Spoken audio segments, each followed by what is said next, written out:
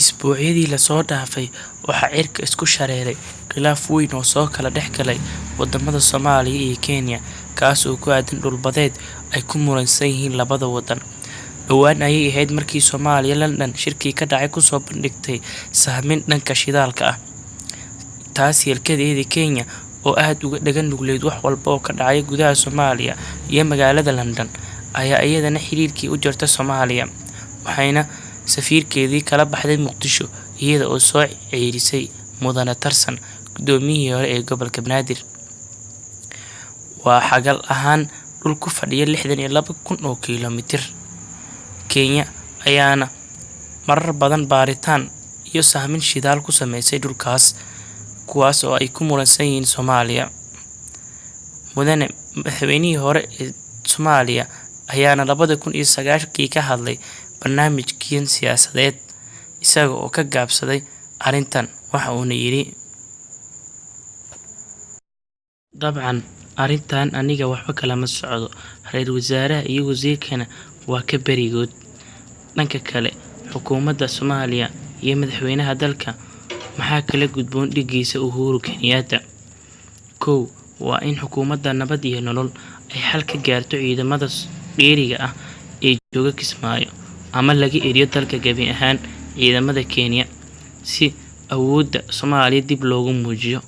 Waa tan labaad in la joojiyo dhoofinta qaadka. Waa in la joojiyaa dhoofinta jaadka, kuwaas oo ay ku tiirsan yihiin beeraley badan oo dhalata dalka Kenya. 15 diyaaradood ayaa maalin walba ku soo degtay qeybaha kala duwan ee Soomaaliya, waxayna mid walba xambaarsan tahay 12,000 oo jawaan, waxaana $400,000 ilaa $450,000 u hoyata maalin walba magaalada Nairobi. Waxayna dowladda Nairobi ama dowladda Kenya ka arrimisa ay macaash ahaan uga heshaa sanadkii $100 milyan oo dollarka Mareykanka ah. Haddaba maxaa la gudboon xukuumadda nabad iyo nolol arrinkan gurracan ee ay Kenya ku dhaqaaqday iyada oo safiirkii Soomaaliya erisay safiirkeediina kala baxday Muqdisho? Waa in la helaa ciidamo xoog badan kuwaas oo bedela ciidanka AMISOM, gaar ahaan kuwa jooga Jubbooyinka oo ay hormuudka u yihiin dalka Kenya. Waana in la joojiyaa oo lagala laabtaa aqoonsiga AMISOM ciidamada dheeriga ah ee jooga Jubbooyinka, kuwaas oo ka socda dalka Kenya. Waad mahadsantihiin dhammaantiin asxaabteyda qaaliga. Fadlan subscribe channelka asxaabta aynu jecelnahay si aad wax badan ugala socotaan daafaha dunida iyo dalkeena hooyo. Fadlan subscribe channelkan si aad wax badan uga ogaato arrintan.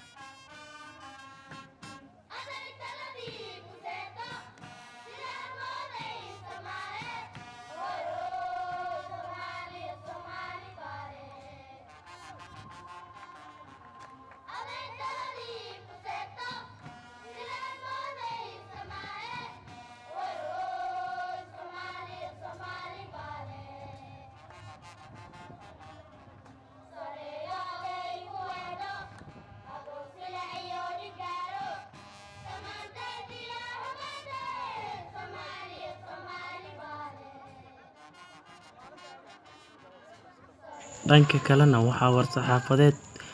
ku dheehan diblomaasiyad iyo hadal qabow oo hadal macaansi ah ka soo yeeray dowladda federaalk Soomaaliya, waxaana war-saxaafadeedku u dhacay sida tan soo socota.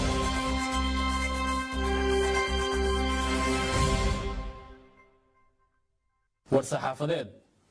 dowladda federaalka ah ee Soomaaliya iyadoo ka jawaabaysa war-saxaafadeed ka soo baxay dowladda Kenya 16 Febraayo 2019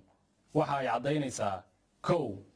dowladda federaalka ah ee Soomaaliya waxay shacabka Soomaaliyeed u xaqiijinaysaa inay u taagan tahay ilaalinta madax bannaanida qarannimada midnimada iyo wadajirka dhuleed iyo badeed ee Jamhuuriyadda Federaalka ah ee Soomaaliya labo dowladda federaalka ah ee Soomaaliya waxa ay aad uga xun tahay war-saxaafadeedkii aan xaqiiqda ku salaysnayn ee ka soo baxay wasaaradda arrimaha dibadda ee Kenya ayna ku amartay danjiraha Soomaaliya ee Kenya inuu wadatashi ugu laabto Soomaaliya iyadoo sidoo kalena wadatashi ugu yeertay danjiraheeda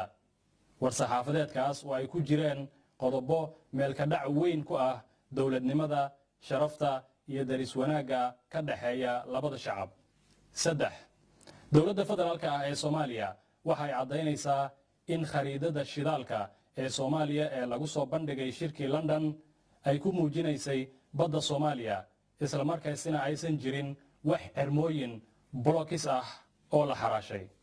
afar dowladda federaalka ah ee Soomaaliya waxa ay ku kalsoon tahay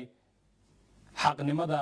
dacwadda ay u gudbisay maxkamadda cadaaladda caalamiga ah waxa ayna aaminsan tahay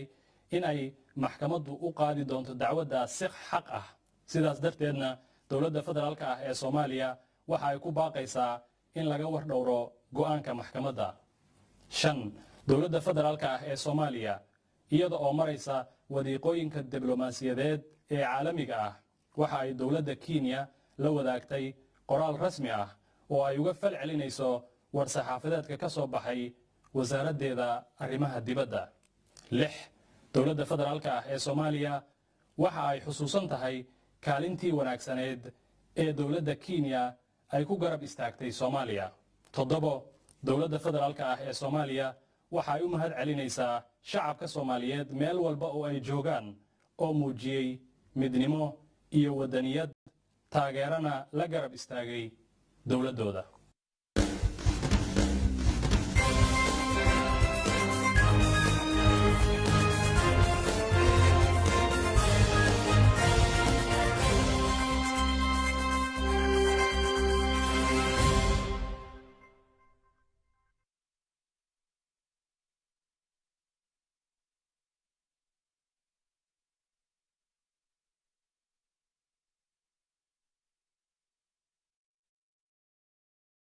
fadlan ha ilaawin inaad subscribe dhahdo channelka Xogsida Media Group si aad wax badan ugula socoto arrintan qusaysa khilaafka Kenya iyo Soomaaliya.